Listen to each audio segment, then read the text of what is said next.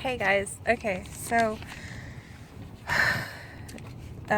this morning I kind of woke up in a bad mood, just feeling really anxious. I was supposed to go motorcycle riding with my husband, and then I was supposed to go to training, and um, he said we'd be gone for a couple hours, and I was thinking I'd be back in time for training. I haven't been to training in like 3 weeks because I was under the weather, and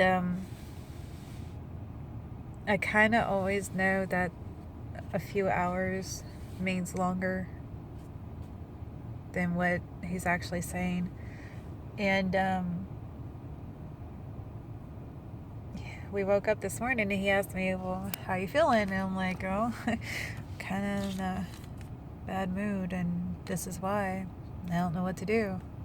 I don't know if I should go to training or go with you or just cancel both, or I really, like, my brain froze and I didn't know what to do, and I felt like whatever decision I made, I was going to let somebody down, you know. And I went in and grabbed a shower, and before I was it before or after?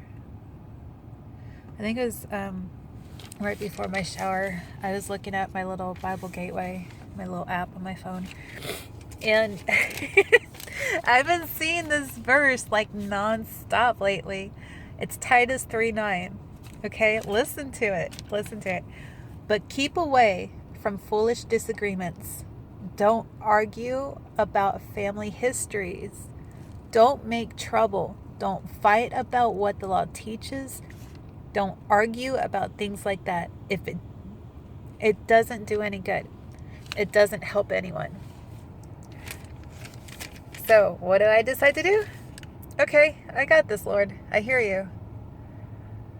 And then I open up the door to the bathroom and I see his motorcycle vest on the bed and his flannel. And whenever he puts that thing on, man, it's hot. Okay, I got a good looking man. And that motorcycle vest is just cool. It's like the most awesome looking vest I've ever seen for a biker. And he had on his favorite flannel. Well, he was going to put on his favorite flannel. And what did I do? Are you freaking kidding me? You're wearing your vest and your flannel? You're going on a motorcycle ride without me? I was supposed to spend time with you today.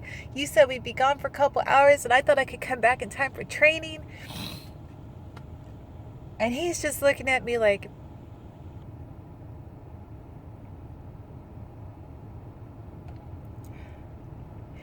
so I had an answer for everything he said, every response he said.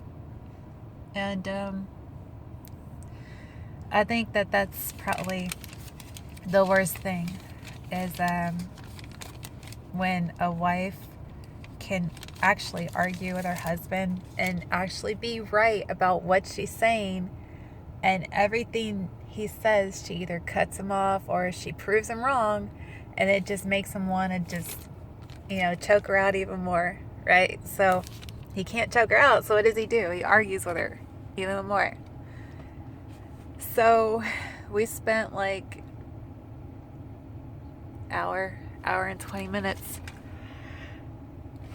arguing. Why? Because I woke up in a bad mood. I read that Bible verse, and then I chose not to do what it said. And our fight ended up with me crying, and I gave up. I was winning the argument, and he's persistent, and I'm just like, okay, I'm just going to sit here and be quiet. And he was really hurt. I really hurt him. I really kind of dishonored him and disrespected him. And I say all that to say this. It's called maturity. The control of the mouth does wonders. I've seen it. I've seen when I've shut my mouth and not said anything, and when I've answered remarks with a kind heart, a kind tongue.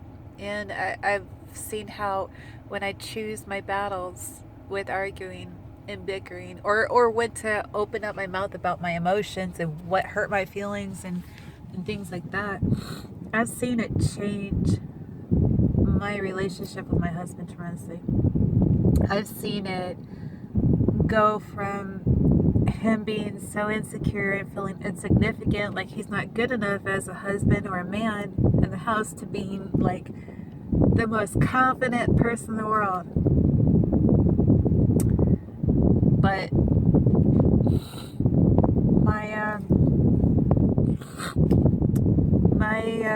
my mouth has hurt him, and when it hurts him, when we argue and fight, I see him go down, and it really hurts me that I hurt his feelings. So, I've learned a lot lately. I've learned a lot over the last year. It's really cool about how to respect him. And I've really been praying and focusing on, Lord, teach me how to love him the way he's supposed to be loved. Teach me how to respect him. Like he needs to be respected how he should be. Teach me how to not dishonor him. Teach me to fall in love with him again, And it's not like I never fell out of love with him. But my anger and my insecurities, my selfishness will completely blind that love that I have for him. So all I see is what he's done that's hurt me. Even if it's something so minor that he didn't even know he hurt me from something he said, or maybe his body language. It just, the tongue can bring life and it can bring death. And I want to bring life into him and into his heart and into his mind. And sometimes I blow it. Like this morning,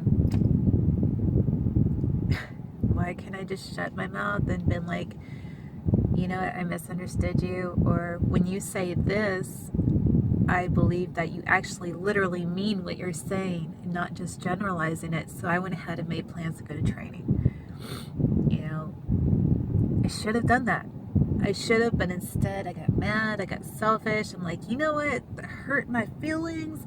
You've done this to me so many times. I've canceled so many times, so many different things because of this, and then we never go bike riding, or, does all that history, that family history, need to be put into an argument? No. Maybe I just need to shut my mouth. And I saw him today. I saw him really trying, really, really handling it very, very well. And I don't know. We all make mistakes. We all make bad choices, and we all make bad decisions. And there is a difference between all three. They're not the same. There are three different things. But if we learn from them, then we learn from them. And we need to approach the person that we hurt and ask for forgiveness. Straight up. And you know what? Let them know that you forgive them too. Okay? And you can say, you don't have to sit there and be like, I forgive you for doing this to me. No, be like, all those times that I internalized what you said or did, or how you looked, or how you acted, all those times that I took it in and just like let it harbor and sit there and hurt me, I don't want to do that anymore. And I'm choosing to not react to you in that manner. I want to have, peace in my heart and peace in my words when I speak to you. I don't want to have bitterness towards you. So I'm choosing to not let any of that stupid stuff in the past bother me. And I'm going to react differently to you and more respectfully. It works wonders, right? Bye, guys.